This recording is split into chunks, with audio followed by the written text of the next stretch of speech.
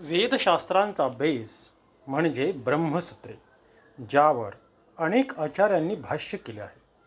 त्यात विशेषतः आदि शंकराचार्यांनी अनुबंध चतुष्टय, अधिकारी विषय, प्रयोजन, संबंध ही सुरुवात करण्याची पद्धत दिली.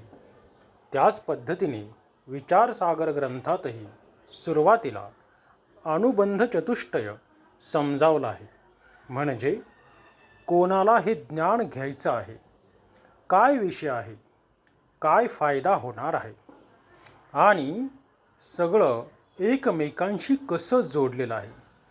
पण इथे दोन खास मुद्दे जास्त एक्सप्लेन केले आहेत. आपण आधीपासूनच ब्रह्म आहोत, तरी ब्रह्मप्राप्ती का म्हणायचं? याचं उत्तर हा सगळा भ्रम आहे. उदाहरण, तुमच्या कानावर पेन आहे, पण तुम्ही ते हरवलं असं समजून शोधताय. नंतर कळतं, अरे ते इथंच होतं.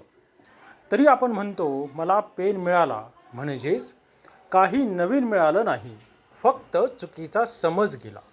तसंच आपण आधीपासूनच पूर्ण आहोत, पण मी अपूर्ण आहे या भ्रमामुळे मला काहीतरी मिळवायचं आहे असं वाटतं. दुसरी शंका, मोक्षात दुःखाचा नाश, अभाव आणि आनंद भाव दोन्ही कसे?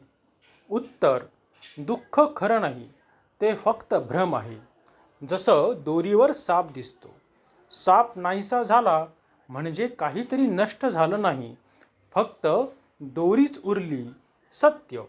त्यामुळे मोक्ष म्हणजे फक्त सत्याचं, ब्रह्माचं प्रगट होणं. तो पूर्णपणे भावरूप आहे. पहिल्या तरंगात मुख्यतः अनुबंध चतुष्टय समजावला आहे आणि दोन महत्त्वाच्या शंका क्लिअर केल्या आहेत. थोडक्यात आपण